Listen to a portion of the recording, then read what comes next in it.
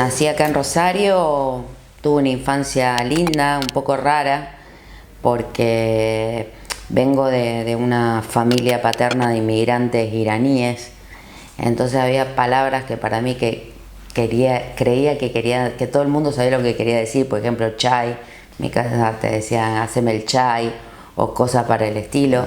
O mi abuela, cuando yo era muy chiquita, me contaba cuentos en persa o cosas por el estilo. Yo creía que era muy normal eso. Y después, por parte de mi vieja, es una familia de obreros del Swift, laburantes, y de músicos.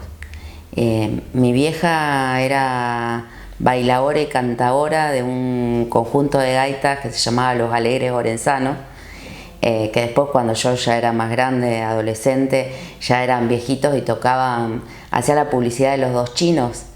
Y mi vieja, me acuerdo que me daba mucha vergüenza porque íbamos caminando por la calle, ella los veía a los gaiteros, tiraba la cartera, se bailaba 2 jotas y después seguía caminando. Y bueno, mi abuelo también, un tipo que sobrevivió a la década del 30 tocando la guitarra, y mi tío fue un bandoneonista grosso, murió hace poco, tocó con todas las grandes orquestas.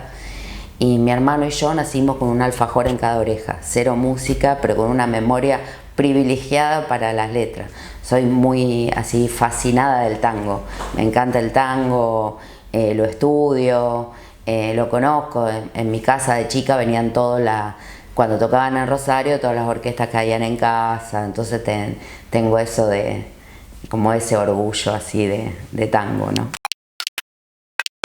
Mi viejo venía de una familia más apolítica teóricamente, o más gorila, si querés.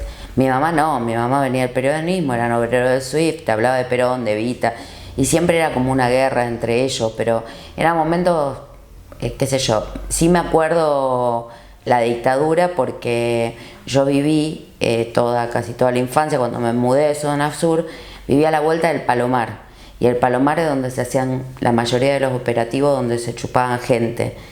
Y yo me acuerdo de salir al patio que daba al Palomar y ver todos los fusiles apuntando, y pedir explicaciones a mi viejo, y mi viejo daba las mismas explicaciones de mierda que daban toda la gente de mierda que te decía que las embarazadas hacían bomba. Yo tengo el recuerdo de una embarazada de vestido marrón con florcitas a la que la suben a un celular. Yo tendría 7, 8 años, 9, no sé, más o menos, y ese recuerdo no se me borró más. Y a pesar de eso, como que mi hermano y yo construimos otra historia política.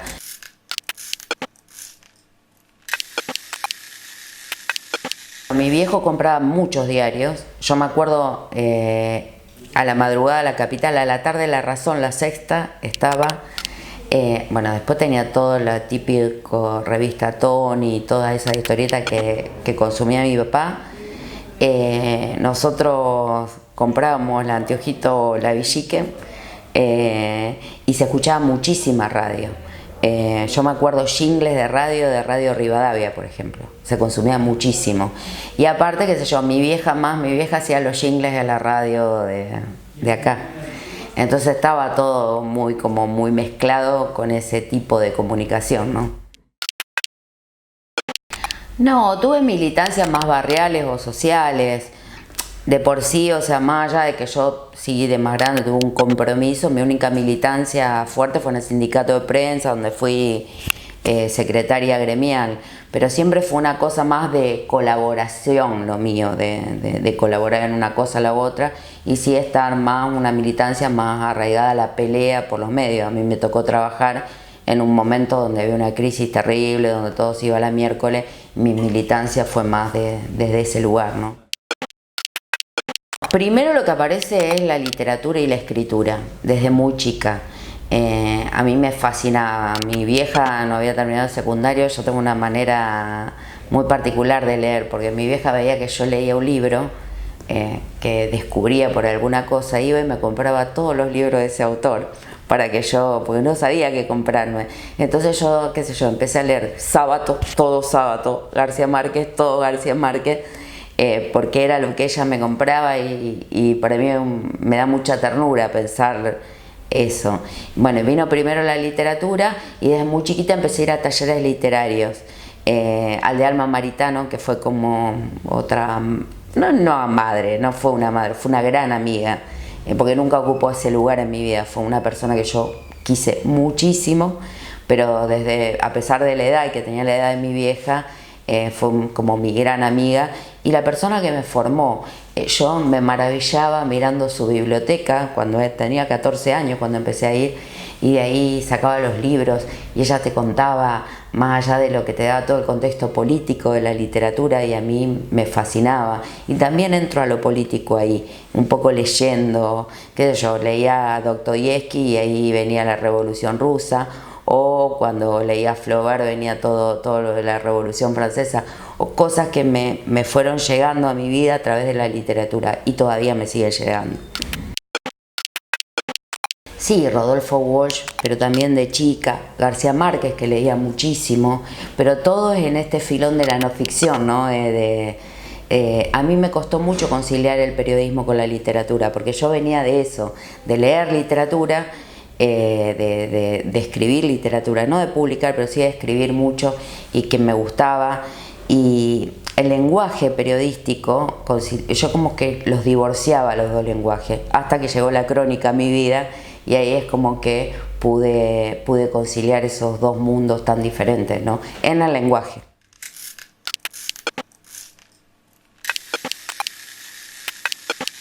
La primaria la hice en la Escuela Sarmiento de Buenos Aires y San Luis, donde fue también mi papá y ahora va mi sobrino. Después primer año lo hice en el Nacional 1 y en el segundo año me pasé al Huerto solita, sin autorización de mis padres, y me tuve que quedar ahí porque me dijeron ahora bancatela. Hasta quinto terminé ahí. Comunicación social en la universidad.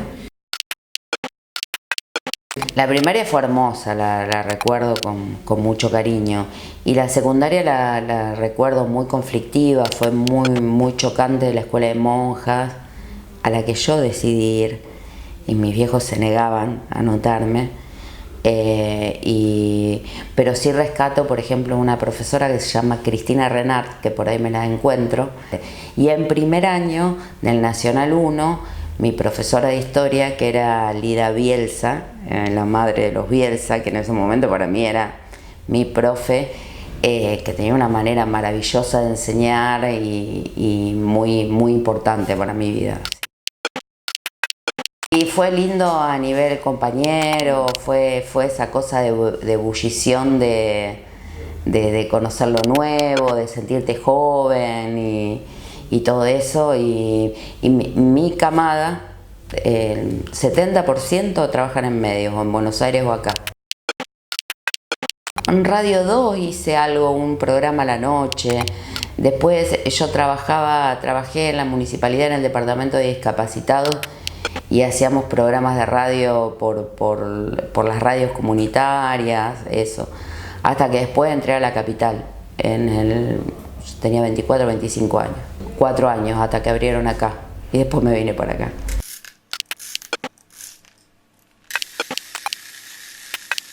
Eso fue una experiencia que se llamaba Capitel, que es lo anterior a internet, que fue un sistema de audiotexto. Ajá. Éramos todos pibes jóvenes que habíamos entrado para hacer eso. Fue mucho aprender sobre eso, pero bueno, después cuando más o menos lo habíamos consolidado, cerró esa sección y pasé a policiales en la capital.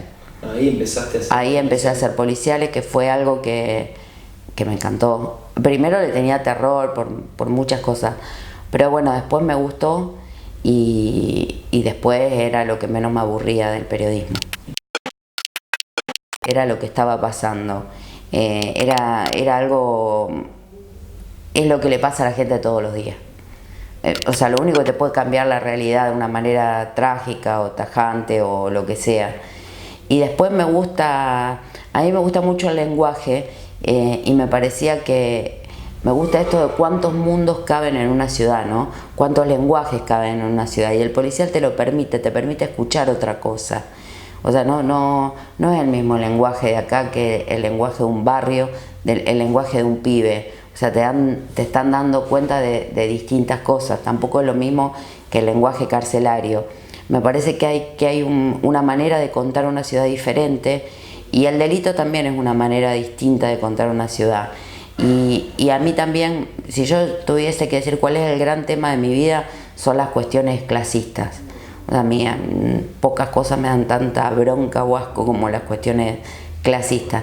Y me parece que en la manera de medir socialmente el delito hay una cuestión clasista donde no se mide todo con la misma vara y hay una determinada porción de la sociedad que es considerada matable o inexistente, que es la que comete los delitos de los cuales dan cuenta los medios, no los otros, que por ahí le cagan la vida a una sociedad entera y de eso no da cuenta nadie, ¿no? Mira, yo, a diferencia de la mayoría, yo no soy nostálgica de la primera época. Era una época donde estaba el tema de la excelencia periodística, de llegar, muchos estábamos estresados, yo no la pasé bien en esa época. Sí fue la segunda etapa cuando querían hacer un diario amarillo y nosotros terminamos haciendo, bueno, con Manolo a la cabeza, mucho, un diario popular donde cubríamos las marchas, cubríamos los problemas de la gente, en un formato feo, ponele, pero cubríamos todo eso donde empezamos a agarrar una identidad como laburantes. Nosotros nunca llegamos a la tapa del diario, pero como siempre nos debían algo los patrones, es como que de algunos contenidos sí nos apropiamos. Y yo de esa época estoy orgullosa, porque es la época de más contacto con la gente. Por un lado, lo mismo que pasa con, no sé, con todas las empresas, porque vos, qué sé yo, ¿le debes a quién? ¿A quién sería? Yo me acuerdo una vez, mi hermano tenía unos clientes que le debían una casa a Lehman Brothers, porque y una gente de Villa Gobernador Galvez que tenía una casita, qué sé yo, y la deuda la habían vendido y ya no sabían ni a quién. Bueno, es un poco lo que pasa. Vos antes tenías un patrón, te gustaba o no, era un patrón, pero sabías quién era. Como que estos sistemas de concentración ya llega un momento que ni sabés quiénes son. O sea, no es gente cercana o que le importa o que tiene algo que ver con el periodismo. Me parece que el periodismo es una manera de hacer negocios para muchos y me parece que puede haber otra mirada. Nosotros peleamos con un diario que le sirvió a un dueño para ingresar al mundo de un multimedio y seguimos peleando durante mucho tiempo porque eran épocas duras donde no había laburo afuera y nosotros nos empecinábamos por mantener el diario abierto, pero también lo vivías con mucha angustia, porque imagínate que no te podías comprar un calzón en cuotas porque nunca sabías si cobrabas o no, entonces estaba toda tu parte de tratar de hacer un producto más o menos digno, no podías hacer paro porque a nadie le importaba que vos pararas, y el tema de pelearla, de decir, bueno, sí, otros medios es posible, y transformar un poco en un mito el diario de tanta pelea, pero es muy cansador.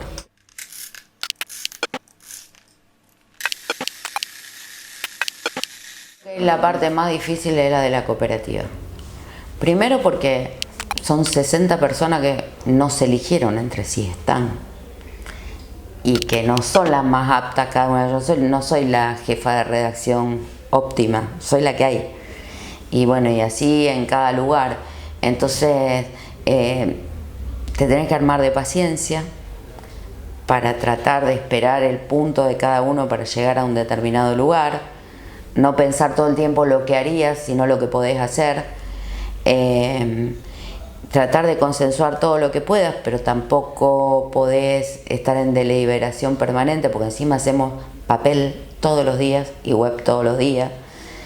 Tratar de dividir los recursos para hacer visitas, pero es muy complicado. Y aparte, empezar a entender de administración, de tener la responsabilidad de pagar sueldos, tener la responsabilidad de que el baño está sucio, lo tenés que limpiar.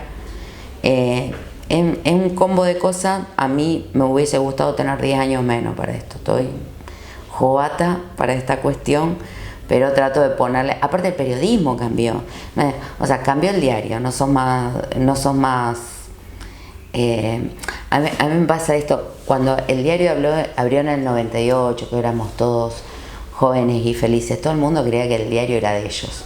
Y no era de ellos, era un patrón. Un día cerró la persiana y dijo chau, y ahí nos dimos cuenta que no era tuyo. Y ahora que el diario es tuyo, no todo el mundo lo asume como propio el diario. Muy difícil darte cuenta que es tu diario. Por ahí hacemos reuniones y digo, bueno, a ver, ¿qué queremos contar? ¿Viste esa historia de el día que yo tengo un diario? Bueno, está bien, ahora contame, ¿qué haces? Es difícil. Y es difícil compatibilizar toda esa historia. Pero bueno, y esto, no tenés más lectores, tenés usuarios ahora. Que te putean, te dicen, fa. Tenés que hacer un montón de cosas por ese usuario, ofrecerle otra cosa. Lo escrito está bueno, pero hoy viene lo audiovisual. O sea, es todo tan diferente, tan distinto. Y todo lo que aprendiste hoy ya cambió. O sea, está aprendiendo cosas viejas encima, que te pone en una situación de aprendizaje, de ejecución, de un montón de cosas a la vez. Yo toda mi vida hice 200 millones de cosas a la vez. No puedo hacer nada. Solo diario. Escribo algo cuando puedo, pero yo llego a mi casa quemada. Así que bueno, es complicado. El periodismo es algo, en este momento es algo en mutación, pero a mí me parece que en el formato que vos escribas, te expreses o digas, siempre tiene que ser partir de una búsqueda de contar una historia desde el lugar más honesto que se pueda. No creo ni en la objetividad, bueno, todas esas boludeces no la vamos a seguir discutiendo, ¿no? Pero me parece que sí desde la honestidad de uno, ¿no? Uno es honesto para contar algo. Y contar, porque también está todo ese verso del periodismo de investigación que consiste en que el señor X te tiró una carpeta arriba del escritorio y vos hiciste una investigación, hermano. A ver, eso no es una investigación. Hay muy poco periodismo de investigación, qué sé yo, por no decir nada de periodismo. Yo no entiendo a qué se llama eso, pero sí vos podés investigar una historia chiquita, me refiero a una historia, o saber cómo mataron a un pibe, quién fue, todo eso, y recrear esa historia desde la honestidad. De decir, bueno, esto es lo que yo creo y eso es lo que te ofrezco porque lo creo realmente. Eso me parece que es un buen periodismo. ¿Y qué visión tenés del sistema de medios en general, de la situación de los medios en este momento? Mirá, me parece que los medios que tienen dueños y demás están en una situación compleja, porque por esta mutación del periodismo, por esa concentración que hay, y a su vez, a diferencia de antes, vos por ejemplo antes decías, yo trabajo en este medio chiquito y me gustaría hacer esta nota, pero no hay recursos. Hoy no hay recursos para nadie. Nadie invierte recursos en periodismo. Entonces buscar temas, armar agenda es muy complicado. Y me parece que a su vez los medios más chicos, más cooperativos, autogestionados como los nuestros, sí tienen esa obligación, porque tienen una agenda. Y tienen sus nichos. Me parece que los medios más chicos o los medios autogestionados somos medios de nicho. Tenemos determinados temas que tratamos y nos dedicamos a esos temas y nos cagamos los otros. Y esos temas de nicho tienen que ver con el periodismo que se viene. Vos podés tener 20 si querés, pero hoy hay un periodismo de nicho y me parece que hacia eso vamos. Primero es carísimo. Nosotros no nos queda otra que hacerlo. Pero es muy caro. Y me parece que otro de los problemas que tenemos es con papel prensa. Si yo mañana tuviese una impresora donde imprimir, si no tengo cupo para tener papel, y aparte tengo un tipo que me cobra el papel lo que se le canta la gana.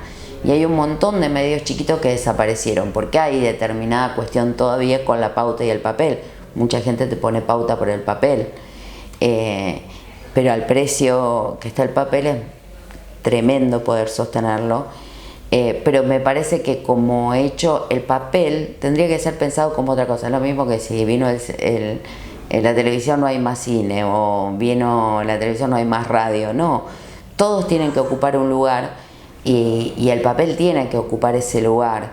A mí me parece que yo a veces digo, bueno, una cosa más de opinión, de análisis distinto, pero es también lo que tendría que tener la web. O sea, si vos me decís qué es lo que te consumen en la web, es eso. O sea, el análisis, la explicación de por qué pasa en Bolivia, no sé. Me parece que hoy tenés un periodismo más exigido, más de buscarle respuestas al usuario, las respuestas que está buscando. Y yo a veces la veo, pero no la puedo responder, digamos. Y me parece que el papel tendría que tener algo de eso. Y también como objeto fetiche el papel. El papel te tendría que ofrecer alguna ilustración, alguna foto, algo que te enamore como objeto, ¿no? Pero me parece que si uno pudiera responder a la demanda de lo que es el papel, claro, todas esas cosas salen guita, porque vos tenés que buscar firmas, tenés que buscar temas, tenés que buscar a alguien pensando todo el tiempo qué es lo que vas a ofrecer. Ya no estaríamos hablando de un diario grande, porque no sé si es necesario, pero me parece que esos temas tendrían que estar y exigirían a alguien que los piense, y que los piense mucho. Hoy me parece que el periodismo está planteado con un rol de editor en otro lugar. Yo cuando empecé a escribir, yo mandaba una nota, alguien me la corregía, después me la corregía otros, jamás se comunicaban conmigo. Hoy el rol de un editor es debatir con el periodista qué es lo que va a hacer y cómo lo va a encarar, más que a ver cuántas comas se comió.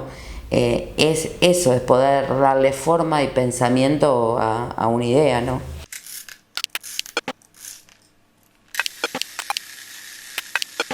Bueno, eso está en crisis, ¿no? Y aparte es una crisis mentirosa. Por ejemplo, te dicen, las redes sociales son sumamente populares. O sea, como que vos largaste algo a la red, inmediatamente se viralizó. No. Tenés que poner plata, tenés que pensar cómo, tenés que tener una determinada cantidad de usuarios y una determinada cantidad de trolos replicadores para que eso ocurra. No ocurre así. Pero sí hoy se lee a través de las redes, salvo los medios que tienen marca o los usuarios que te entran directamente, pero la mayoría te lee desde las redes. Entonces tenés que ver cómo pones la foto, cómo esto, y depende del humor de las redes. Y sobre todo el Facebook, que es donde te leen. Y aparte tenés que aprender a qué público va a cada red, pues son todas distintas. Entonces no podés ofrecer lo mismo en Instagram que en Facebook, que en Twitter, y le vas agarrando la mano. Es un laburo, pero no podés estar afuera de eso. Por ejemplo, nosotros sí debatimos política en muchos sentidos. Por ejemplo, nosotros sabemos cuál es la posición del diario sobre el aborto. El diario tiene su posición. Y nosotros, cuando sabíamos que no iba a salir la ley, a las 5 de la tarde hicimos la tapa clandestino, que fue uno de los mayores éxitos que tuvimos, pero sabíamos, ya estaba debatido. Y hay un montón de cosas que están debatidas en el diario. Nosotros somos, obviamente, un diario de izquierda, más afín a toda la ideología de izquierda. Obviamente, ahora vamos a hacer una exposición de tapas anti-Macri, que fueron las que hicimos en el último tiempo, porque creemos que por ahí pasaba la cosa. Pero nosotros tomamos definiciones políticas de acuerdo a lo que pensamos o lo que debatimos y eso, pero hay como una línea del diario que se mantiene en los 20 años que tiene que ver más o menos con lo que piensan los trabajadores, que no se cuestiona. Sí, obviamente tenemos una línea política en todos los temas, porque somos políticos y porque creemos que el rol del periodismo es otro. Yo creo que después del penoso rol que tuvo el periodismo en la última parte del kirchnerismo y en la primera parte y en los 4 años de macrismo, hay que tomar alguna definición de decir, bueno, que le saquen la careta a estos tipos, sobre todo cuando están tan involucrados en delitos como lo están ahora, ¿no? Que recién ahora se ve, y me parece que vino todo ese criterio de posverdad que se aplicó directamente a los medios. Entonces los programas eran posverdad. O sea, no había un criterio, esta cosa de que nadie leyó un expediente pero todo el mundo opina, sobre todo cuando teníamos esos intentos de golpe más tranquilos que lo que vino en Bolivia, que tenía que ver a través de las causas judiciales, más al estilo de lo que se hizo en Brasil. Que yo me acuerdo que cuando vi lo de Nisman, primero la denuncia de Nisman y después el suicidio de Nisman, dije, esto se viene. O sea, cómo se van hilando todas esas cosas y cuál es el rol que toma el periodismo en todo ese tipo de casos. Me parece que es una buena etapa para los medios cooperativos. En Rosario salvo los medios que estamos por fuera, que somos los cooperativos, todo lo demás está dentro de un mismo patrón. Me parece que es un momento de que nosotros también tenemos que mostrar que podemos hacer calidad, que no somos los tipos que te están pidiendo una limosna, ¿no? Nosotros somos medios que pesamos y queremos hacer periodismo de calidad y estamos capacitados para eso. Me parece que va por ahí y me parece que va por un momento de demostrar lo que somos. Con viento más a favor, yo no creo que tengamos pauta de nación, pero al menos no tendremos la guasada que pagamos de IVA o un montón de cosas que estamos pagando ahora que nos dieron por la cabeza a las cooperativas, que a lo mejor estos vientos nos dan más chance o se hace algo para que el papel no nos salga lo que nos sale, que es una locura, y que podamos sobrevivir todos. Para informarse, para saber, para conocer, también como servicio, no sé, yo me acuerdo cuando yo era chica y me gustaba la literatura y leía el diario y me enteraba que había un autor. Me parece que tiene que tener una empatía con el pueblo a su vez, con tu lector. Me parece que vos tenés que brindarle, hoy el periodismo brinda un poco lo que los otros están esperando, ¿no? Los temas y demás. O sea, vos seleccionás el medio que vas a leer, vos no lees cualquier cosa. Hoy ya no. O sea, ni siquiera cuando mirás la tele, que la tele también va a terminar, ¿no? Pero cuando uno hace zapping, hay canales que no ves porque no te interesa. Bueno, esa empatía que se genera, buscar un medio que tenga que ver con vos, también la gente busca informarse a través de esa mirada. Y me parece que vos no lo tenés que defraudar. Que si vos prometiste que te ibas a parar de determinado lugar, no te puedes correr.